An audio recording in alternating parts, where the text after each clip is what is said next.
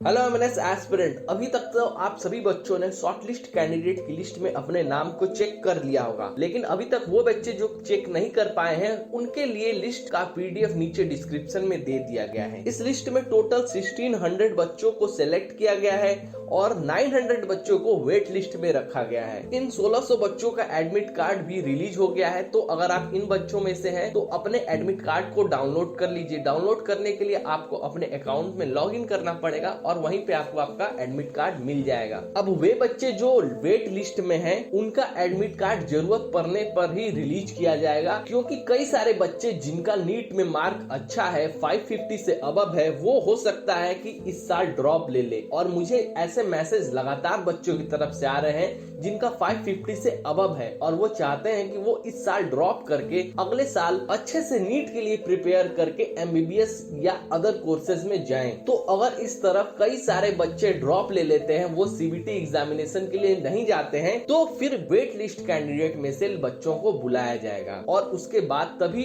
उनका admit card भी release किया जाएगा। अब आते हैं उन बच्चों पे जो सेलेक्ट हो गए हैं और उनका एडमिट कार्ड भी रिलीज हो चुका है। अब यहाँ पे आपको प्रॉब्लम आ रहा है कि कौन कौन से डॉक्यूमेंट लेके जाने हैं, किस तरीके से आपको प्रिपेयर होकर वेन्यू में जाना है। हालांकि जो सबसे जरूरी इंफॉर्मेशन है वो आपके एडमिट कार्ड पे प्रिंटेड है और साथ ही साथ कई सारे ईमेल ज्वाइन इंडियन आर्मी की तरफ से आपके पास आ चुके होंगे। लेकिन इस वीडियो में हम उन सभी ईमेल्स को कंबाइन करने वाले हैं ताकि कोई बच्चे के पास अगर ईमेल ना हुआ पहुंचा हो या फिर एडमिट कार्ड पे लिखी किसी बात को वो समझ ना पा रहा हो, तो वो इस वीडियो को देखकर अपने कंफ्यूजन को दूर कर ले। तो सबसे पहला काम आपको ये करना है कि आपने अपने एडमिट कार्ड को डाउनलोड कर लेना है। इसके बाद सबसे फर्स्ट स्टेप में आपको ईमेल कंफर्मेशन भेजना है। ईमेल कंफर्मेशन में आपको लिखना है कि hi my name is this and I want to appear in selection screening process, और नीचे अपना नाम और रेफरेंस नंबर लिखकर plan.plan15@nic.in में भेज देना है। और यह काम आपको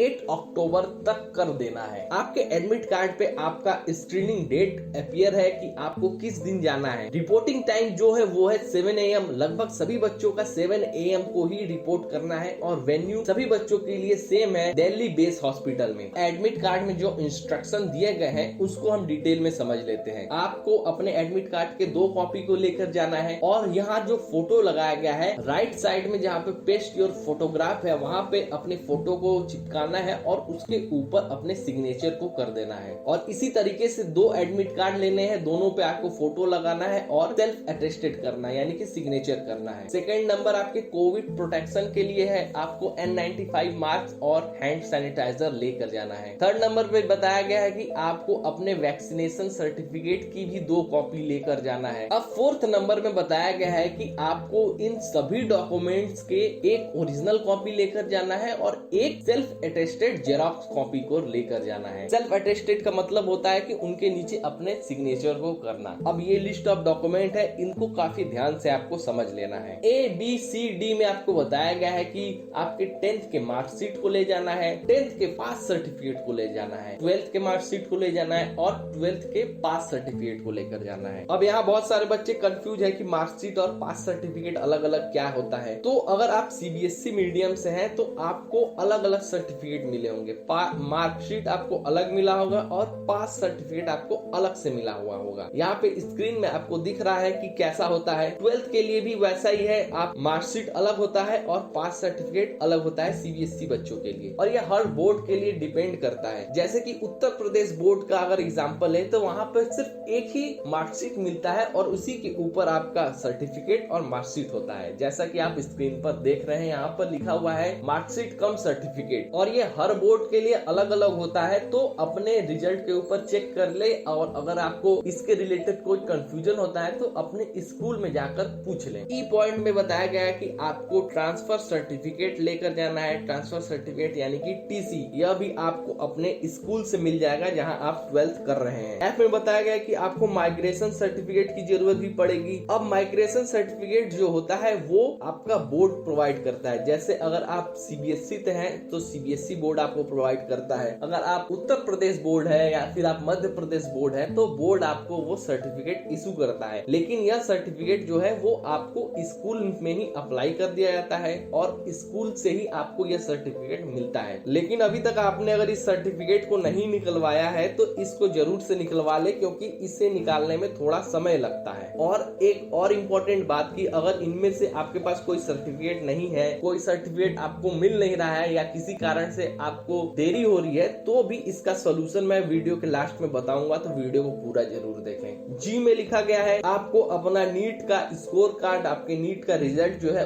उसको लेकर जाना है। एच पॉइंट में बताया गया है कि अगर आपके 10th और 12th के बीच में 2 साल से ज्यादा का गैप है तो उसके लिए गैप सर्टिफिकेट लेकर जाना पड़ेगा, जो कि आपके 12th जहां से पढ़ रहे हैं वहां के प्रिंसिपल द्वारा बनाया गया हो। और जिन बच्चों का गैप नहीं है वो इस पर ध्यान न दें। अब आई पॉइंट में लिखा गया है proof of having passed as regular student. आपको रेगुलर स्टूडेंट का एक सर्टिफिकेट लेकर जाना है। यह स्कूल द्वारा जारी किया जाता है। रेगुलर स्टूडेंट सर्टिफिकेट आपको स्कूल से जाके यह मिल जाएगा। इसको कई जगह पे बोनाफाइड सर्टिफिकेट भी कहा जाता है। और उस पे कुछ इस तरह का सर्टिफिकेट आपको स्क्रीन पे दिख रहा है, इस तरह का कुछ बना होता है। हर स्कूल का ये अलग होता है। कई जगह पे इसे हाथ से ही लिखकर स्कूल का स्टैंप और सिग्नेचर होता है, तो यह भी आपको अपने स्कूल से निकलवा लेना है। के और एल पॉइंट में बताया गया है कि डोमिसाइल सर्टिफिकेट आपको लेकर जाना है। निवास प्रमाण पत्र हिंदी में कहते हैं।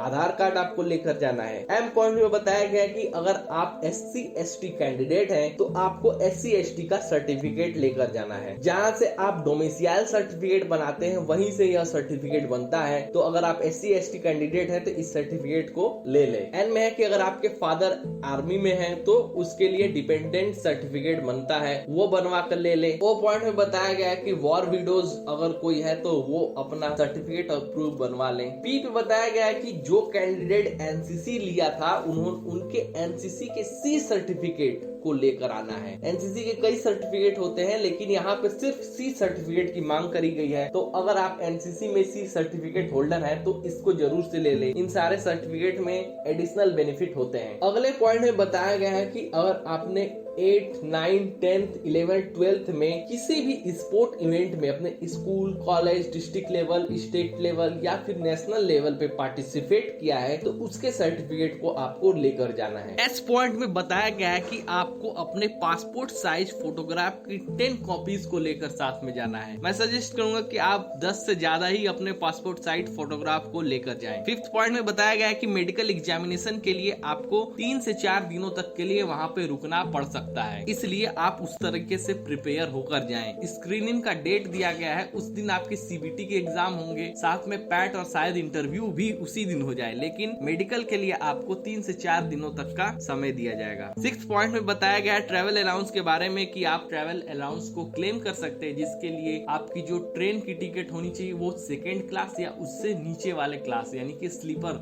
या फिर जनरल इनकी होनी चाहिए। फ्लाइट का जो ट्रैवल अलाउंस है वो ज्यादातर तो अप्रूव नहीं होता है, लेकिन अगर आप ज्यादा ही दूर से हैं तो फिर आपका अप्रूव हो भी सकता है। इन सभी इंस्ट्रक्शन को आपको फॉलो करना है। अब रही बात, अगर किसी बच्चे के पास कोई सर्टिफिकेट नहीं है या किसी सर्टिफिकेट के लिए उन्होंने अप्लाई किया है अभी तक आया नहीं है, जो भी आपके पास है उससे रिलेटेड आपके पास अगर कोई जेरॉक्स कॉपी है तो आपको जेरॉक्स कॉपी को लेकर ही चले जाना है। ऐसा नहीं करना है कि अगर आपके पास डॉक्यूमेंट नहीं है तो आप सिलेक्शन प्रोसेस के लिए ही नहीं जा रहे हैं। अगर आपका कोई डॉक्यूमेंट जो स्कूल की तरफ से पेंडिंग है या फिर आपने स्कूल में अप्लाई किया है, स्कूल की तरफ से मिला नहीं है, तो आप स्कूल में लिखवा कर उनके सिग्नेचर और स्टैम्प के साथ लेकर जा सकते हैं। यानी कि किसी भी कीमत पे आपको सिलेक्शन प्रोसेस को मिस नहीं करना है। वे स्टूडेंट जो अब CBT एग्जामिनेशन के लिए जाने वाले हैं उनके लिए एक हमने बहुत ही स्पेशल कोर्स डिजाइन किया है। यह जीके का कोर्स है जिसमें मोस्ट इंपोर्टेंट क्वेश्चंस को हमने मिलाकर बनाया है। कई सारे स्टूडेंट अभी इस जीके के कोर्स में इनरोल हो चुके हैं और वे बच्चे जो अभी तक इसमें इनरोल नहीं हुए हैं वो हो जाएं। इतने कम समय में आपको इन सभी चीजों के ऊपर इक्वली ध्यान देना है। जीके का इतना ह्यूज सिलेबस होने के कारण हमारे टीचर्स ने मिलकर इस मोस्ट इंपोर्टेंट क्वेश्चंस को बनाया है, जिनमें से 90% चांस है कि इनमें से क्वेश्चंस पूछे जाएंगे। हर साल ऐसे ही क्वेश्चन हम बनाते हैं और हर साल बहुत सारे बच्चे इन क्वेश्चंस का लाभ उठाते हैं। जैसा कि आप सबको पता है कि 1600 बच्चों का एडमिट कार्ड आ चुका है, 900 बच्चे वेट लिस्ट में है, टोटल 2500 बच्चे हैं, लेकिन सीट सिर्फ 220 ही है। तो आपको बहुत ही ज्यादा अपने ऊपर काम करना पड़ेगा, आपको बहुत ज्यादा मेहनत करनी पड़ेगी, आपको बहुत ज्यादा फोकस होकर आपको पढ़ाई करनी पड़ेगी। और इसी का हेल्प करने के लिए हमारी तरफ से एक छोटा सा कंट्रीब्यूट है कि आप इस कोर्स में इनरोल करें और जीके के इन क्वेश्चंस का लाभ उठाएं। कोर्स का लिंक जो है वो आपको डिस्क्रिप्शन में मिल जाएगा। तो अभी तक इंडियन आर्मी की तरफ से बस इतना ही इंस्ट्रक्शन जारी किया गया है, और अगर आपको कोई और आगे अगर कोई इंस्ट्रक्शन जारी होता है तो इस चैनल पे आपको वो उसका वीडियो मिल जाएगा।